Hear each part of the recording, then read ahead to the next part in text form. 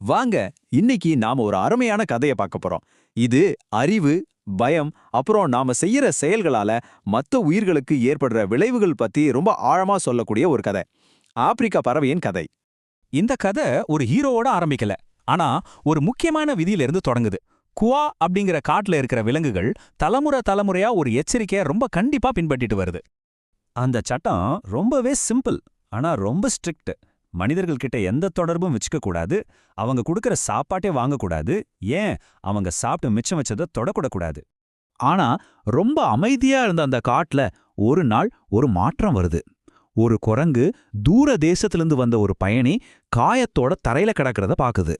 அந்த பயணி யாருன்னு பார்த்தா அது ஆப்பிரிக்காலேருந்து வந்த ஒரு பறவை.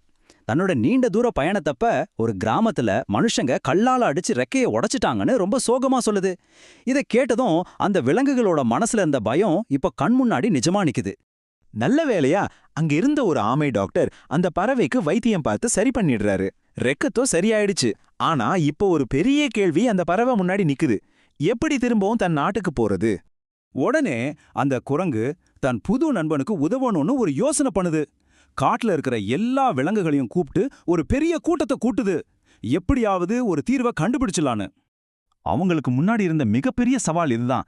மனுஷங்க நிறைஞ்ச இந்த உலகத்தை அந்த பறவை எப்படி தாண்டி ஆப்பிரிக்காவுக்கு திரும்ப போகும்? பல தலைமுறையா எந்த உலகத்தை தவிர்க்கணும்னு கத்துக்கிட்டாங்களோ அந்த உலகத்துக்குள்ள இப்ப பயணம் செஞ்சாகணும். ஆனா அந்த கூட்டத்துல இருந்து எந்த நல்ல தீர்வும் வரல. அதுக்கு பதிலா பயம்தான் அதிகமாச்சு.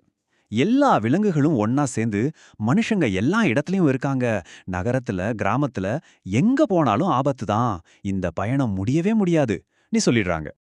எல்லாரும் நம்பிக்கையை இழந்த அந்த நேரத்துல ஒரு புத்திசாலி நரி முன்னாடி வருது. அது பிரச்சனையா எல்லாரும் பார்த்த கோணத்துல இருந்து முற்றிலும் வித்தியாசமா பாக்குது. பயத்துக்கு பதிலா ஒரு திட்டத்தை முன்வைக்குது. அந்த நரியோட பார்வை ரொம்பவே ஆச்சரியமா இருந்துச்சு.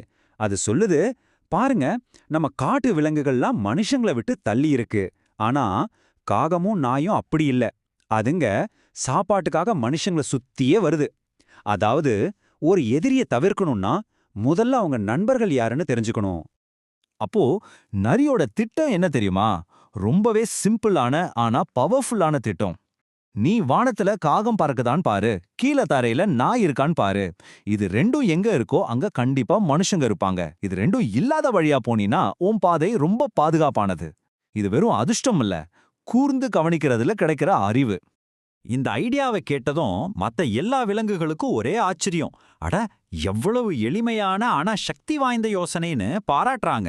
இப்போ அந்த ஆப்பிரிக்க பறவைக்கு முன்னாடி ஒரு தெளிவான பாதுகாப்பான வழி கிடைச்சிடுச்சு. நரி சொன்ன மாதிரியே காகத்தையும் நாயையும் கவனிச்சுக்கிட்டே அந்த பறவை பத்திரமா தன் நாட்டுக்கு திரும்பி போயிடுச்சு. சோ நரியோட புத்திசாலித்தனம் ஜெயிச்சது. ஆனா கதை இங்க முடியல. இந்த கதைய நாம ஏன் தெரிஞ்சுக்கணுங்கிறதுல தான் அசல் விஷயமே இருக்கு. அப்போ இந்த நரியோட ஞானத்திலிருந்தும் அந்த பறவையோட பயணத்திலிருந்தும் நாம கத்துக்க வேண்டிய கடைசி பாடம் என்ன? இது வெறும் ஒரு புத்திசாலி நரிய பத்தின கதை மட்டும் இல்ல. கதையோட கடைசி வரிதான் அதோட உண்மையான ரொம்ப ஆழமான நோக்கத்தையே சொல்லுது. இதிலிருந்து நாம புரிஞ்சிக்க வேண்டியது என்னன்னா, இந்த முழு சாகசமும் அந்த பரவப்பட்ட கஷ்டமும் நரியோட புத்திசாலித்தனமான தீர்வும் இது எல்லாமே எதுக்கு தேவைப்பட்டுச்சு? ஒரு மனுஷனோட ஒரே ஒரு சின்ன யோசிக்காத செயலுக்காக. நாம செய்யற சின்ன சின்ன விஷயங்கள் கூட மத்த உயிரினங்களை எவ்வளவு பெருசா பாதிக்குதுன்னு யோசிக்க வைக்கிற கதை இது.